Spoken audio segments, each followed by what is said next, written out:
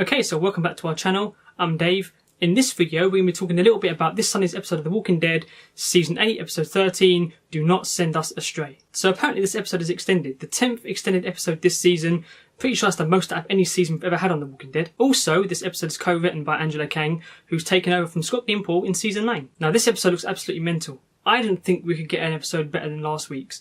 And then a sneak peek comes out and here we are again. It looks amazing. So as always, we're going to have the promo and the sneak peeks. We don't have as many as last week, thank God, so we don't see that much of the episode. But we're still seeing a lot, aren't we? I mean, remember back in the day when we used to have, what, 2 sneak peeks in the promo? Yeah, now it's like 5, the beginning of an episode and the promo. So it's like, things have changed. So the promo starts off with Carol basically just saying we've most likely got only one more night here before we have to go to war. We see some Saviour's prisoners working, just like Maggie said, you know, she's letting them out, you know, she's going to let them work at the hilltop. It concentrates on that one guy in particular. His name's Alden, I think. That's what everyone told us in the comments. Seems like he has a change of heart and he doesn't really want to be with the Saviours, but you never know. We see Rick loading up his Colt Python. Hopefully this time he actually hits someone. We see Henry in this promo too. He's picking up an assault rifle, so looks like he's not done with killing. So the rest of the promo is just the hilltop at night waiting for the Saviours. You know, Jerry's looking on with binoculars. We have Maggie who's ready with the walkie. This looks amazing. I absolutely love Maggie in this sneak peek. She basically tells Simon, I want to speak to Negan. And Simon says, I am Negan. But that's not what my birth certificate says. Just being a sarcastic prick, really. So Simon mentions the box that was sent back to the Saviours from Maggie.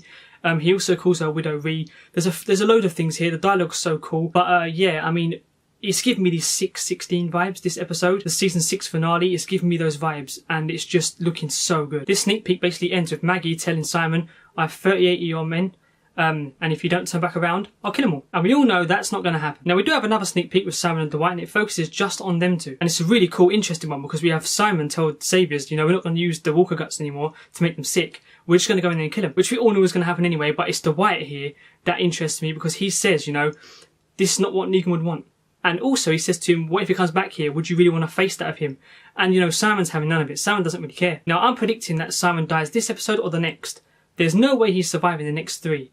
Till the finale. I just don't see it because he is going against all Negan's orders here. Negan's still out there and he's going to attack the hilltop no matter what. Then who shows up? Daryl Dixon on his bike with a gun, starts firing at the Saviours and he gets into the hilltop.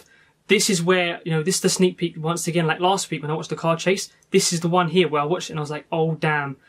This looks so action-packed, it's unreal. But not only action-packed, you know, having some depth with the story as well. I think that's what you've got to have, a balance of things, which makes a really great episode. I think it's why last week's episode was so good, and it's why episodes like Too Far Gone in Season 4, it's why episodes like that, and even No Sanctuary, it's why those kind of episodes are so good, because they have the depth of the story, really good written scenes, and action. I mean, that's what makes the perfect episode, really. Before Daryl arrives on his bike, Simon tells Dwight that it's better to beg for forgiveness than to ask for permission. Now, come on, Simon, we know that ain't going to happen when Negan arrives. When Negan told him off in one of the previous episodes, he shit himself. Really, I mean, he looks frustrated, but he also looks startled. So, when Negan arrives, mate, you're done. You are done for. Now, one last thing to note in the sneak peek is that Dwight's using a compound bow, not a crossbow. Now, the last sneak peek that I saw was to do with Morgan Jones. I mean, he sees the ghost of Gavin. The ghost of Gavin, man. That, when I saw it, I'm not gonna lie, I laughed. I thought, what the hell's going on here? But obviously, Morgan isn't taking things too well. I mean, he really isn't. So Gavin's just telling him you were supposed to, you know, similar to what Morgan was saying back in Season 3. You know, I was supposed to, I'm meant to clear all of that stuff. Now, in timeline, this sneak peek must be the beginning of the episode. Right at the beginning, I think anyway, because at the end of this sneak peek, we hear the car horns and it was to do with a plan from last episode.